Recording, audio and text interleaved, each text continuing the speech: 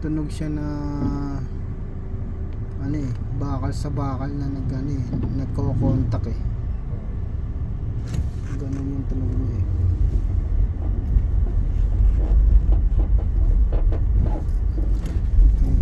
Lakas.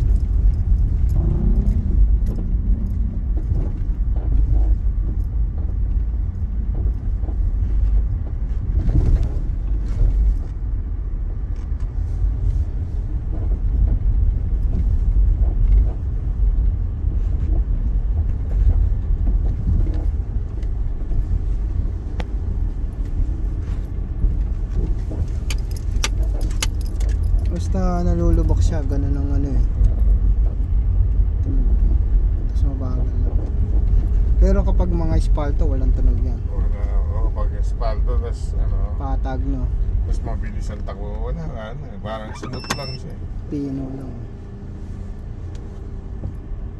Mas paano siya pag mabagal, tas mabaho eh, yung mga hubs.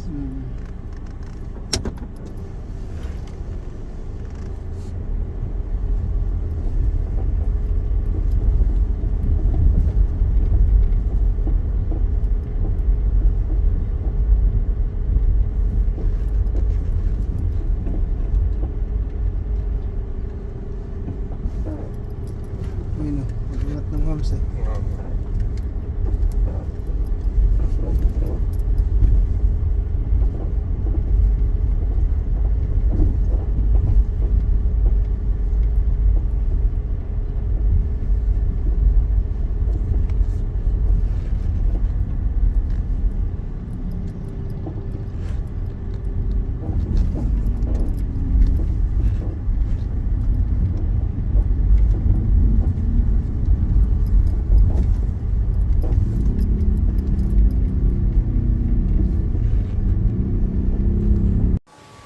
Eto guys, binaklas na natin yung suspecha natin na problema, yung stabilizer link.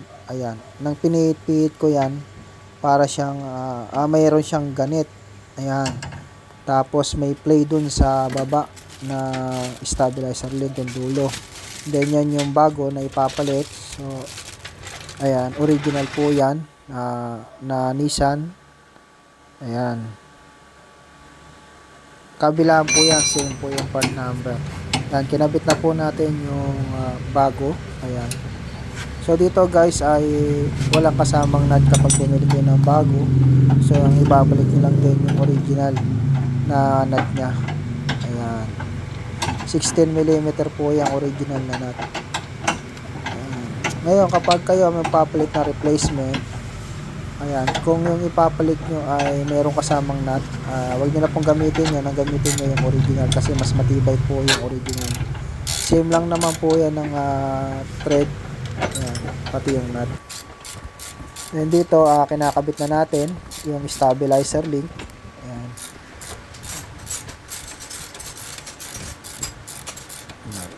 Luluwagan nyo lang po yan. Kailangan nyo lang po ma-jack siya at tanggalin yung dalawang gulong para ma-access nyo yung stabilizer link. Ayan. Pinakabit na natin, tinihigpitan na. Ayan.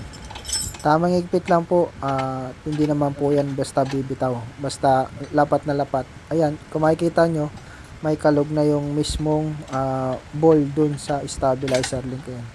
Tumataas yung goma, ibig sabihin meron na siyang play na front and back. Ayan. So dito kinakabit naman yung isa, tinatanggal yung luma. Ayan, para palitan na rin yung isa.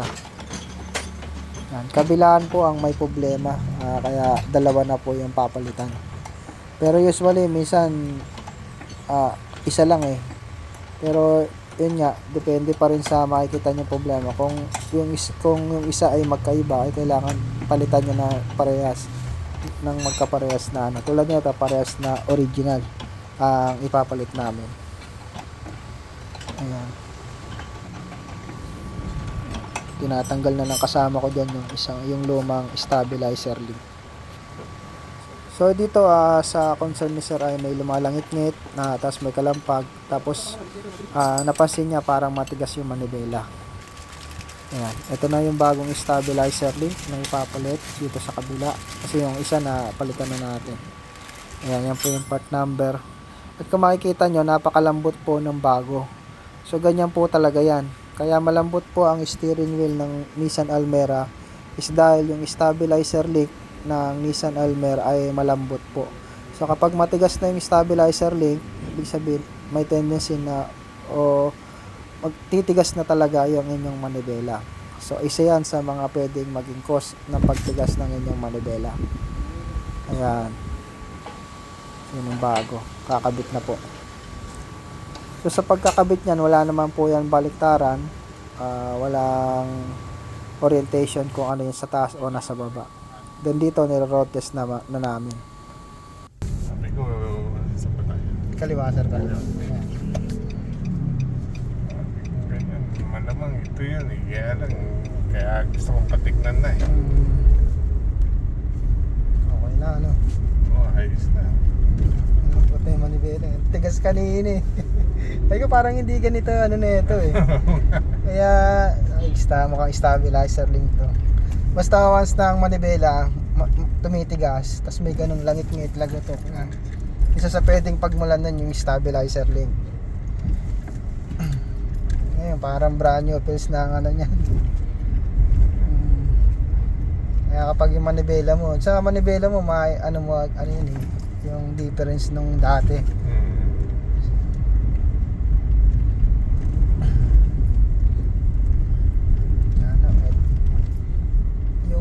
Yung ibang tunog, ano na lang yun eh, sa may shock na lang yun eh.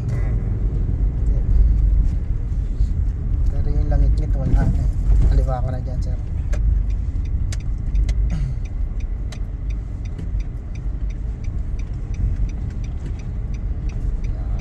Ayos na.